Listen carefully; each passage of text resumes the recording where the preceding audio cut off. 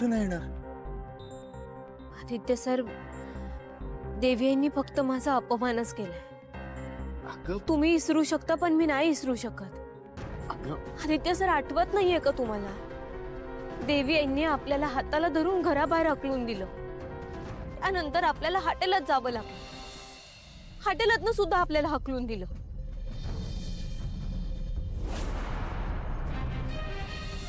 त्यानंतर काय तर मंदिराचा आसरा धरावा लागला.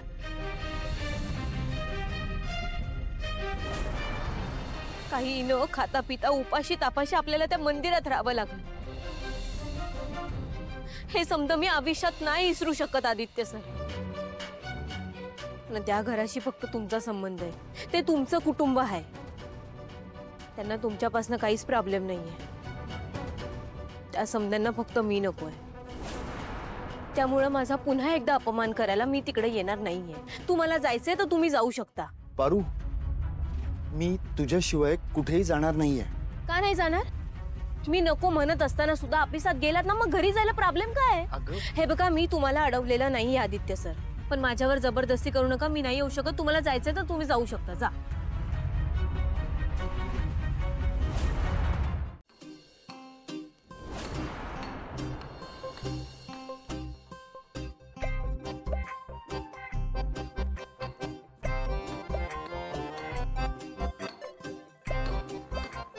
दामिनी काकू, आता खरडा बनवताच आहात तर मग सगळ्यांसाठीच बनवा.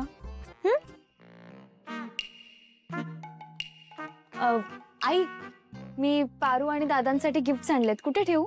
अगं मग हॉलमध्ये नेऊन ठेव. लगेच ठेवते.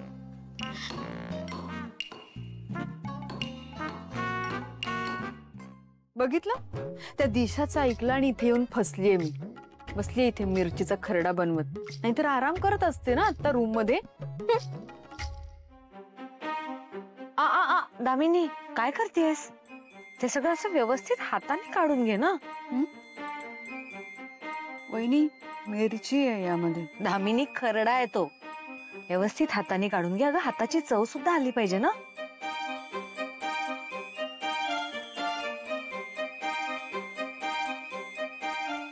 घे व्यवस्थित घे.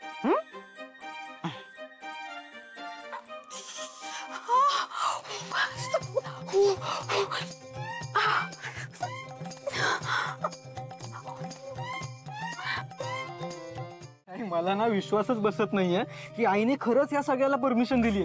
अरे आतापर्यंत आदित्य निघाला पण असेल. निघाला असेल, हा, एक्साइटमेंट मध्ये असेल, पोहोचेल आता. हो, पण आदित्य येणार कसा? त्याच्याकडे तर गाडी सुद्धा नाहीये ना. अच्छा अच्छा, चालत येईल बहुतेक, है ना? सावित्री आला असेल. चालत.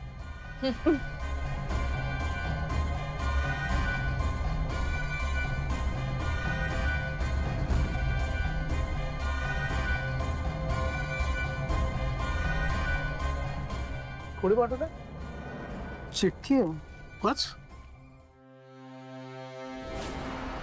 दादाची चिठ्ठी आहे. एक मिनिट. माझी तब्येत ठीक नाहीये, त्यामुळे आज मला येता येणार नाही. सॉरी. अरे पण चला चला, आदित्य येईन केव्हा? ही सगळी तयारी झाली आहे. काय झालं? तुमचे चेहरे असे पडलेत का?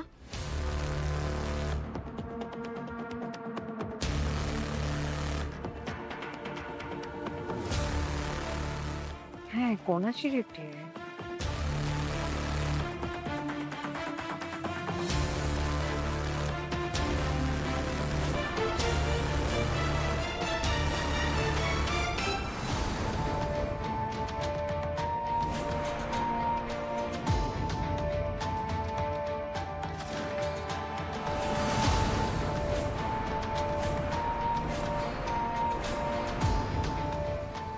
आदित्य असं वागूच नाही शकत.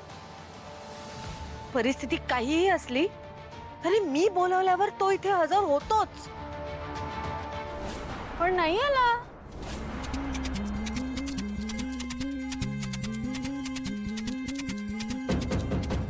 वहिनी, किती किती मनापासून वाट बघत होता ना तुम्ही? हा, इतकी सगळी तयारी केली होती. आदित्य नाही आला पण मी स्वतःच्या हातांनी त्याच्यासाठी मिरचीचा खरडा सुद्धा बनवला होता. होय की नाही वहिनी? आणि तुम्ही सुद्धा नाही का पुऱ्या तळल्या होत्या त्याच्यासाठी? स्वतःच्या हाताने त्याला खाऊ पिऊ घालणार होता ना. शी बाई, पण काय करणार, आदित्य आलाच नाही. असं का केलं असेल त्याने? आदित्य नाही, ती मुलगी.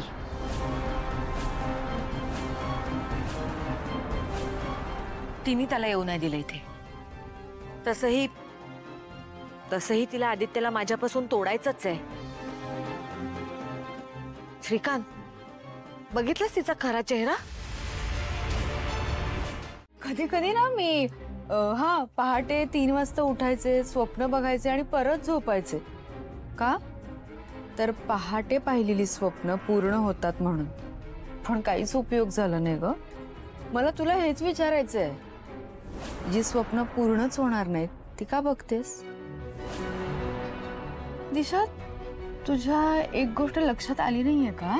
आदित्य आजारी पडलाय आणि तो आजारी पडलाय म्हटल्यावर या घरातलं कोणी ना कोणी त्याला भेटायला जाणारच.